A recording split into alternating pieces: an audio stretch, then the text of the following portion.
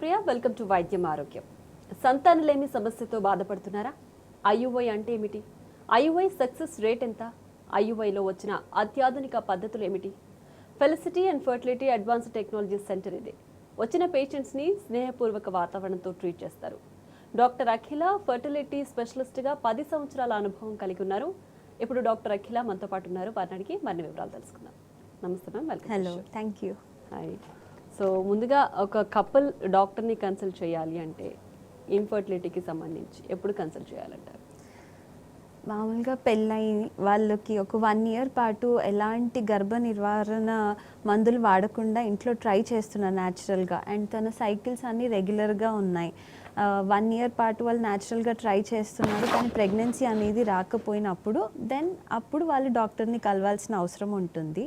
And second thing, అదే ఒక ఆడవాళ్ళ వయసు 35 సంవత్సరాలు దాటున్న వాళ్ళు పెళ్ళైన 6 నెలల లోపు వాళ్ళ సైకిల్స్ కనుక రెగ్యులర్గా ఉండి వాళ్ళు న్యాచురల్గా ఇంట్లో ట్రై చేస్తున్నారు, ప్రెగ్నెన్సీ రావట్లేదు అంటే అలాంటప్పుడు వాళ్ళు డాక్టర్ని ఆశ్రయించాల్సిన అవసరం ఉంటుంది.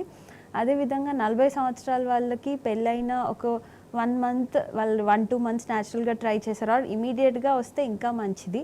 లేదు న్యాచురల్గా ట్రై చేద్దాం అనుకున్న వాళ్ళు ఎక్కువ టైం తీసుకోకుండా జస్ట్ ఒక 1-2 మంత్స్ ట్రై చేసి డాక్టర్ని ఆశ్రయించాల్సిన అవసరం ఉంటుంది. అండ్ ఇదే రకంగా సైకిల్స్ ఎవరికైతే ఇర్రెగ్యులర్గా ఉంటాయి, అంటే 2 మంత్స్కి ఒకసారి బ్లీడ్ అవుతుంది, ఆర్ 45 డేస్కి ఒకసారి ఈ సైకిల్స్ వస్తాయి, అలాంటి వాళ్ళకి ఏంటి అంటే సైకిల్ ట్రాకింగ్ అనేది కష్టంగా ఉంటుంది. సో వాళ్ళు వెంటనే ఆశ్రయించినా కూడా, అంటే వాళ్ళు ప్లాన్ చేయాలనుకుంటున్నారు అప్పుడు వాళ్ళు వెంటనే పీరియడ్ 2nd డే రోజు క్లినిక్కి, అంటే ఎనీ ఫర్టిలిటీ సెంటర్కి వెళ్ళి కలవాలి. అండ్ అదే రకంగా కలిసినప్పుడు పెయిన్ కానివ్వండి, ఆర్ ఎరెక్షన్ ప్రాబ్లం ఉంటుంది మగవాళ్ళలో, అలాంటి ఇబ్బందులు ఉన్నా, ఆర్ ఆడవాళ్ళలో పెయిన్ఫుల్, అంటే ఇంటర్కోర్స్ అప్పుడు చాలా పెయిన్ ఎక్కువగా ఉంది, అలాంటి వాళ్ళు కూడా వెంటనే కలవాల్సిన అవసరం ఉంటుంది. అండ్ ఇదే రకంగా వాళ్ళకి ఆల్రెడీ తెలుసు ఏదన్నా ఒక నోన్ ఫర్టిలిటీ ఫ్యాక్టర్ ఉంది, లైక్ ఒక ఓవరీ సర్జరీ అవ్వడం కానివ్వండి, ఆర్ ఎండోమెట్రియోసిస్ కానివ్వండి, ఆర్ మెన్లో ఏదైనా సర్జరీ అయ్యి కౌంట్ తక్కువగా ఉంది, లైక్ వాళ్ళకి ఆల్రెడీ తెలుసు వాళ్ళకి ఏదో ఒక ఫర్టిలిటీ ఇష్యూ ఉంది అని అనుకున్న వాళ్ళు వెంటనే డాక్టర్ని కలవాల్సిన అవసరం ఉంటుంది. రైట్ డాక్టర్, అలాగే ఐయుఐ ప్రొసీజర్ అంటే ఏంటి? ఎవరికి ఐయుఐ సజెస్ట్ చేస్తారు?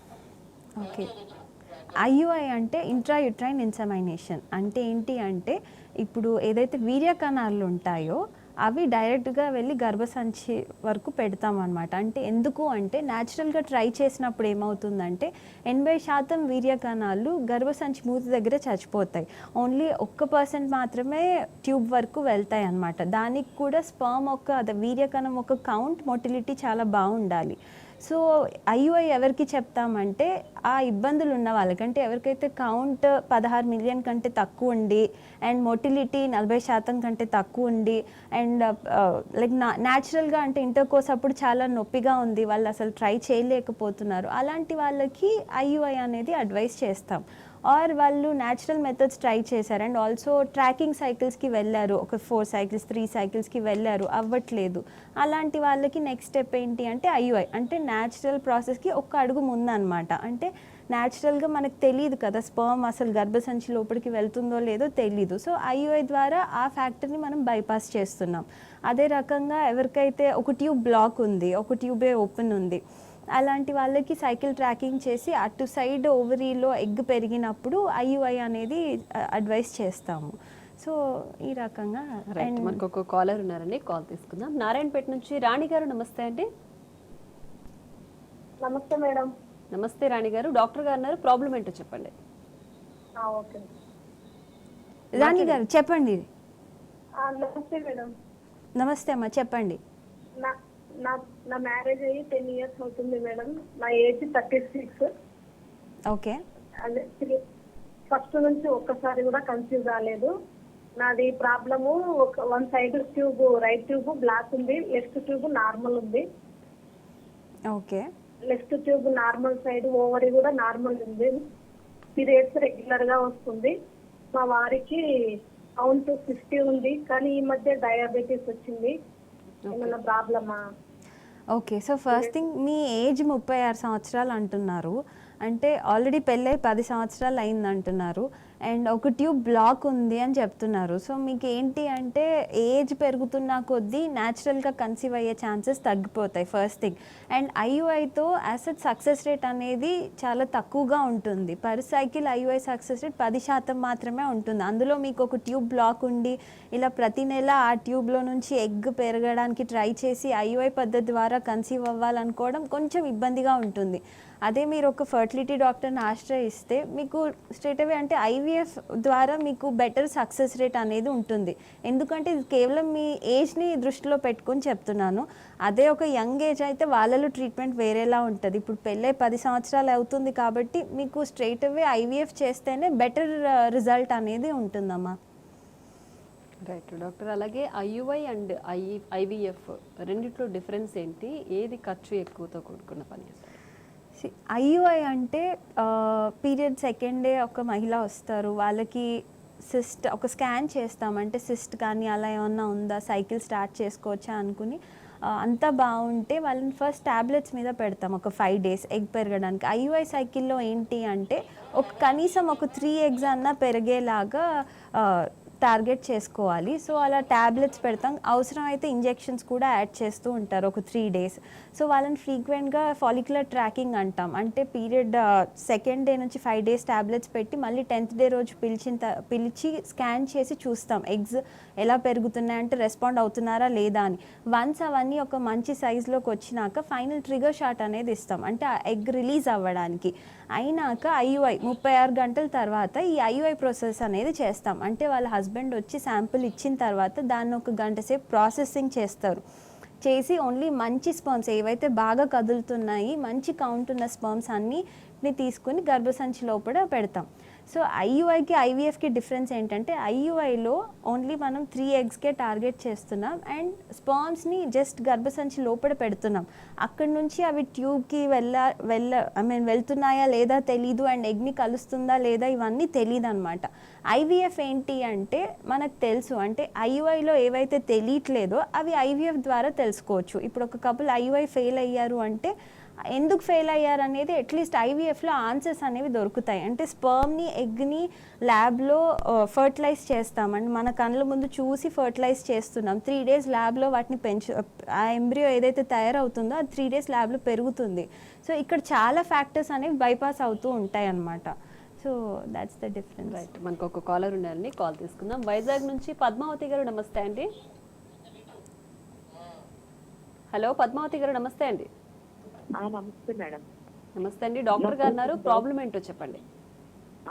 హలో పద్మావతి గారు చెప్పండి అమ్మా. నమస్తే మేడం. నమస్తే. నేను వైజాగ్ నుంచి మాట్లాడుతున్నాను మేడం. నాకు ఒక 15 రోజుల క్రితం నాకు ఐవీఎఫ్ లో నేను బేబీ ఇన్సర్ట్ చేశారు.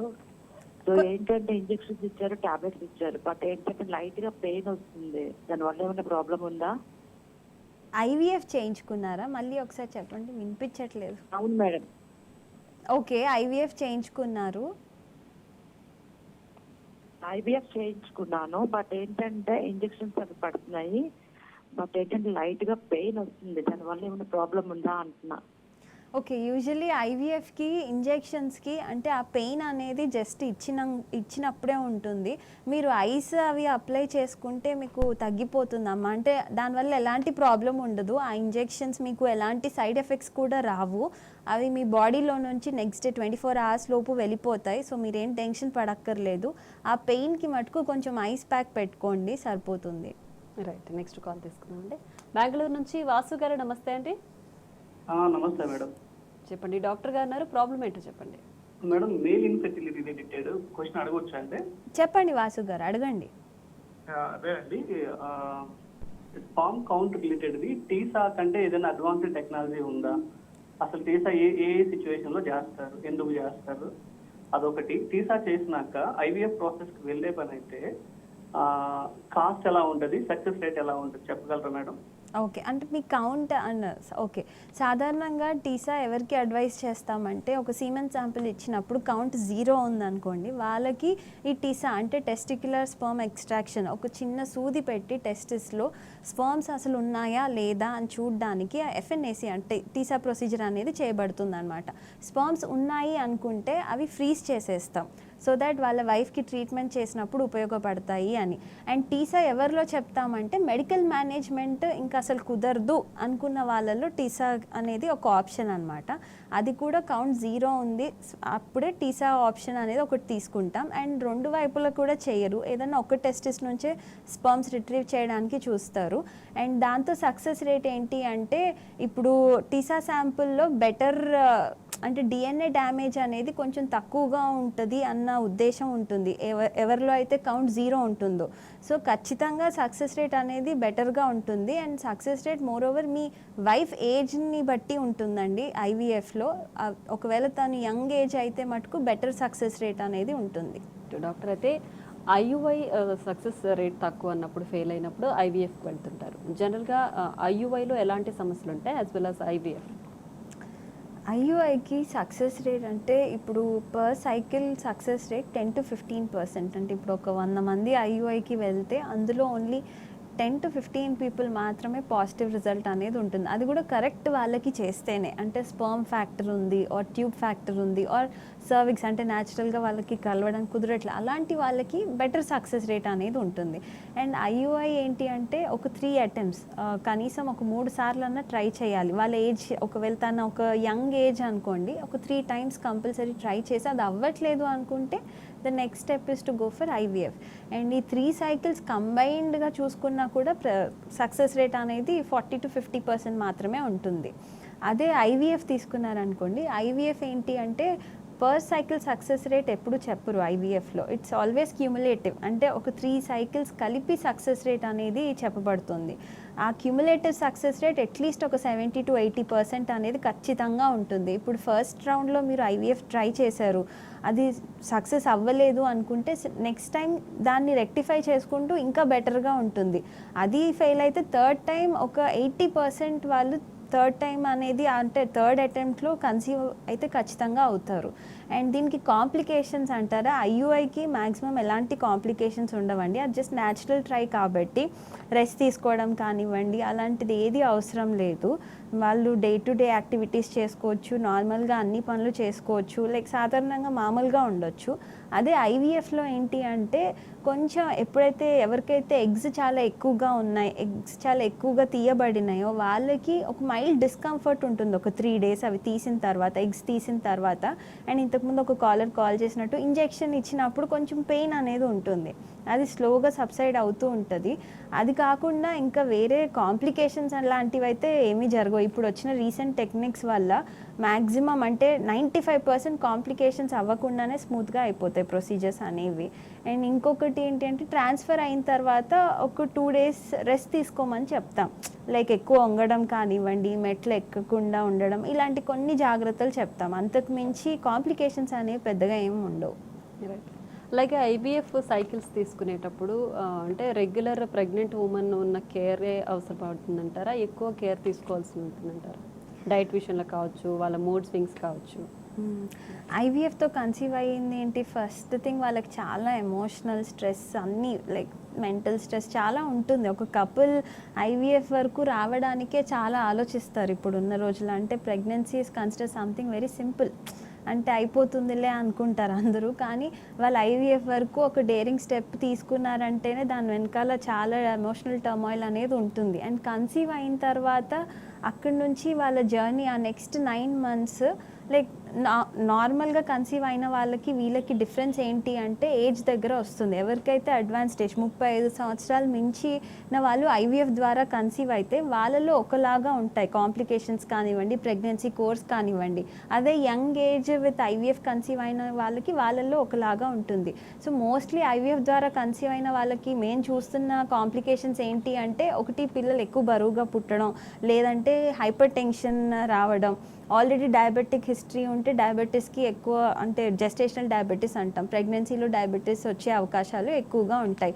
అదే రకంగా స్ట్రెస్ ఉంటుంది కాబట్టి that it self explains hyper tension. ఇంతకు మించి కాంప్లికేషన్స్ అనేవి అయితే ఉండవు. రెగ్యులర్గా వాళ్ళు వెళ్ళి చెకప్స్ అనేవి చేయించుకుని ఫ్రీక్వెంట్గా స్కాన్స్ డాక్టర్ చెప్పినట్టు స్కాన్స్ చేయించుకుంటే మ్యాక్సిమం ఈ కాంప్లికేషన్స్ అన్నిటినీ కూడా మనం కంట్రోల్లో పెట్టుకోవచ్చు. రైట్, మనకు ఒక కాలర్ ఉందని కాల్ తీసుకున్నాం. నిజామాబాద్ నుంచి ఏడుకొండల గారు, నమస్తే అండి. నమస్తే మేడం. నమస్తే డాక్టర్ గారు ఉన్నారు, ప్రాబ్లం చెప్పండి. డాక్టర్ గారు చెప్పండి. మాకు మ్యారేజ్ 10 years అవుతుంది. ఓకే 18 years పాప ఉంది ఆల్రెడీ. ఓకే నాకు 3 months నుంచి ఇంకో ప్రెగ్నెంట్ గురించి చూపెడుతున్నాం డాక్టర్ గారికి. ఓకే నాకు కౌంట్ చెకప్ చేస్తే ఓకే ఉంది అసలు. మా భార్యకి ట్యూబ్స్ అయితే 2020లో చెకప్ చేశారు, అప్పుడు ఓకే ఉండే ట్యూబ్స్. ఓకే ఆమెకి ఏంటంటే నీటి ఊపిరి అయినాయి అని చెప్పేసి చెప్తున్నాడు. మళ్ళీ ఎగ్స్ కొంచెం రిలీజ్ కాలేదు, క్వాలిటీ లేవని ఇంజెక్షన్ ఇచ్చారు. తర్వాత ఎగ్ రిలీజ్ అయింది, మరి అయినా ఇంకా సంతానం కలగలేదు. ఓకే మళ్ళీ ఇంకా సెకండ్ టైం ఇంజెక్షన్ ఇచ్చారు కానీ ఎగ్ రిలీజ్ కాలేదు. మొన్న స్కానింగ్ వెళ్తే నీటి బుడకలు అయినాయి లైట్ గా, 1 side అయితే ఎగ్ రిలీజ్ అయింది అని చెప్పేసి అన్నారు మళ్ళా. ఓకే మీ వైఫ్ ఏజ్ ఎంత అండి? మా వైఫ్ అండి 28 అండి. 28. ఓకే సో 28 years ఆల్రెడీ ఒక కిడ్ ఉన్నారు అంటున్నారు. ఇప్పుడు సెకండ్ ప్రెగ్నెన్సీ కోసం ప్లాన్ చేస్తున్నారు. నీటి బుడగలు అని అంటున్నారు, అంటే పీసీఓడి. సో సాధారణంగా నీటి బుడగలు ఉంటే ఏంటి అంటే ఎగ్ అనేది అంటే ఎప్పుడు రిలీజ్ అవుతుందో తెలీదు. అండ్ ట్యాబ్లెట్స్ ఇచ్చినా కూడా వాళ్ళు ఎలా అంటే ఓవరీస్ అనేవి కరెక్ట్గా రెస్పాండ్ అవ్వాల్సిన అవసరం లేదు. వీళ్ళలో ఒక్కొక్కసారి 4 eggs పెరుగుతాయి, ఒక్కోసారి అసలు రెస్పాన్సే ఉండదు. సో ఒక్కొక్క సైకిల్ ఒక్కొక్కలా ఉంటుంది. మరి దీనికి ట్రీట్మెంట్ ఏంటి అంటే ఫస్ట్ తను ఏదన్నా వాకింగ్ కానివ్వండి, కంపల్సరీ ఏదన్నా ఒక ఎక్సర్సైజ్ చేయాలి. దాంతోపాటు ఈ ట్రాకింగ్ సైకిల్ ఏదైతే ఉందో రకరకాల ఇంజెక్షన్స్ ఉంటాయి. అంటే ఒక ఇంజెక్షన్ పనిచేయకపోతే ఇంకో దాన్ని కొంచెం డోస్ పెంచి వేరే రకంగా ఇవ్వడం కానివ్వండి, ఇలాంటివి చేస్తూ ఉండాలి.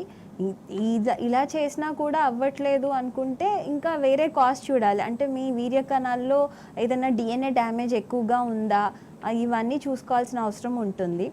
సో ఇవన్నీ రెక్టిఫై చేసుకుంటే అవకాశాలు బెటర్గా ఉంటాయి. రైట్ డాక్టర్, అలాగే IVF సైకిల్స్ తీసుకునే వాళ్ళలో సక్సెస్ రేట్ ఎంతవరకు ఉంటుంది? అలాగే IVF ఫెయిల్యూర్ అయిన వాళ్ళకు ఎలాంటి రీజన్స్ ఉంటాయంటారు జనరల్గా? ఇప్పుడు ఇంతకుముందు చెప్పినట్టు IVF సక్సెస్ రేట్ అనేది ఒక్క సైకిల్కి చెప్పాం, 3 cyclesకి కలిపే ఉంటుంది అది. అండ్ ఒక సైకిల్ ఇప్పుడు సపోజ్ ఫెయిల్ అయ్యారు, వాళ్ళు అన్ని ఇంజెక్షన్స్ తీసుకున్నారు. ఇప్పుడు IVFలో ఏంటి డ్రాబ్యాక్స్ అంటే ఇప్పుడు ఒక ఎగ్ పెరుగుతుందా లేదా, అందులో ఎగ్ ఉందో లేదో తెలీదు. అంటే ఇంజెక్షన్స్ ఇస్తున్నాము, ఏదో వాటర్ ఏదో పెరుగుతుంది, కానీ అందులో నిజంగా ఎగ్ ఉందా లేదా అనేది పికప్ దాన్ని బయటికి తీసినప్పుడే తెలుస్తుంది ఫస్ట్ థింగ్. సో వీళ్ళు 10 days ఇంజెక్షన్స్ తీసుకున్నా కొంతమందికి ఏంటి అంటే ఎగ్ అనేది పెరగదు, కొంతమందికి పెరిగి బయటికి తీసినప్పుడు అది మెచ్యూర్ ఎగ్గా ఉండదు. సో ఇలా డిఫరెంట్ స్టెప్స్లో ఒక్కొక్క స్టెప్లో ఒక్కొక్క హడల్ ఉంటుంది. సో ఈ ఒక ఫెయిల్డ్ సైకిల్ ద్వారా నెక్స్ట్ సైకిల్కి ఎలా బెటర్గా ప్రిపేర్ అవ్వచ్చు అనేది తెలుసుకోగలుగుతాం. అంటే మేబీ ఊసైడ్ ఫ్యాక్టర్, లేకపోతే స్పర్మ్ని కలిపినప్పుడు ఎంబ్రియో ఎలా తయారైంది, ఎంబ్రియో 3rd dayకి వెళ్ళిందా, 5th dayకి వెళ్ళిందా, అక్కడ ప్రాబ్లం ఉందా, ఇవన్నీ రెక్టిఫై చేసుకుని నెక్స్ట్ సైకిల్ బెటర్గా ప్లాన్ చేసుకోవడానికి ఉంటుంది. అండ్ దీన్ని ఫెయిలియర్కి రీజన్స్ ఏంటి అంటే రకరకాలుగా ఉంటాయి. ఒకటి ఫస్ట్ థింగ్ IVFలో success rate is only on the age, women age and తనకున్న ఎగ్ కౌంట్ని బట్టి ఉంటుంది. ఎగ్ కౌంట్ ఎక్కువ ఉందనుకోండి, ఎక్కువ ఎంబ్రియోస్ ఉంటాయి, సో బెటర్ ఛాన్సెస్ ఉంటాయి. అదే రకంగా ఏజ్ ఎక్కువగా ఉందనుకోండి, ప్రతి నెల రిలీజ్ అయ్యే ఎగ్ క్వాలిటీ మనకి తెలియదు, క్వాలిటీ ఖచ్చితంగా ఎంతో కొంత ఇంపైర్గా అంటే తక్కువగానే ఉంటుంది. సో దానివల్ల సక్సెస్ రేట్ అక్కడే కొంచెం డ్రాప్ అయిపోతూ ఉంటుంది. అండ్ స్పర్మ్ DNA DF ఇది ఏదైతే DNA ఉంటుందో స్పర్మ్లో, దాని డ్యామేజ్ ఎక్కువగా ఉన్నా సరైన ఎంబ్రియో అనేది తయారవ్వదు. సో అప్పుడు అది పెట్టినా కూడా నిలబడదు. ఒకవేళ ప్రెగ్నెన్సీ వచ్చినా ఫస్ట్ టైమ్స్టర్ అంటే 3 నెలలలోపు అబార్షన్స్ అయ్యే ఛాన్సెస్ ఎక్కువగా ఉంటాయి. సో ఇవన్నీ ఏంటి అంటే ఫస్ట్ సైకిల్ ద్వారా రెక్టిఫై చేసుకుని నెక్స్ట్ సైకిల్ బెటర్గా ప్లాన్ చేసుకోవడానికి ఉంటుందన్నమాట. అది రైట్. ఇందాక మీరు అన్నట్టు IVF వరకు వెళ్ళడమే వాళ్ళు ఎమోషనల్గా చాలా స్ట్రగుల్ అయి ఉంటారు అని చెప్పి, IVF సైకిల్ ఫెయిల్ అయిన వాళ్ళు ఎమోషనల్ ప్రెషర్ని ఎలా తట్టుకోవాలంటారు, ఏం చేయాలి? Okay, so first thing too much of positive attitude కూడా, అంటే చాలా హోప్స్ పెట్టుకొని వస్తారు. మా లైక్ రిలేటివ్కి ఫస్ట్ టైమే పాజిటివ్ అయింది, మ్యాక్సిమం ఇలా తెలుసుకొనే వస్తారు. అంటే చాలా రీసెర్చ్ చేసి ఏ సెంటర్ బాగుంటుంది, ఎక్కడ సక్సెస్ రేట్ ఎక్కువగా ఉంది, ఇవన్నీ తెలుసుకొనే వస్తారు వాళ్ళు. అండ్ IVFకి ప్రిపేర్ అవ్వాలంటే ఫస్ట్ థింగ్ వాళ్ళు ఎమోషనల్గా, మెంటల్గా, ఫైనాన్షియల్గా అంతా ప్రిపేర్డ్గానే ఉండాలి. ఎందుకంటే ఎంతో కొంత ఖర్చుతో కూడింది కాబట్టి. అండ్ నెక్స్ట్ థింగ్ వీళ్ళు ఎలా ప్రిపేర్ అవ్వాలి అంటే నాట్ టూ మచ్ ఆఫ్ అంటే ఎక్కువగా పాజిటివిటీ ఉన్నా కూడా నెగిటివ్ని తీసుకోలేరు. మళ్ళీ నెక్స్ట్ సెకండ్ సైకిల్ వాళ్ళు ట్రీట్మెంట్కి రావడానికే ఇయర్స్ టైం తీసుకుంటారు. సో వాళ్ళు అర్థం చేసుకోవాల్సింది ఏంటి అంటే ఎంతో కొంత నేచర్ రోల్ అనేది ఉంది ఐవీఎఫ్లో. ఇప్పుడు హ్యూమన్ డాక్టర్స్ చేయాల్సింది ఒక 60% వరకే, కానీ ఆ 40% ఇంకా సైన్స్ తెలియదు మనకి. అంటే లోపల అయ్యే చేంజెస్ కానివ్వండి, ఆ ఎంబ్రియో ఎలా డివైడ్ అవుతుంది, అంత టెక్నాలజీ అనేది రాలేదు.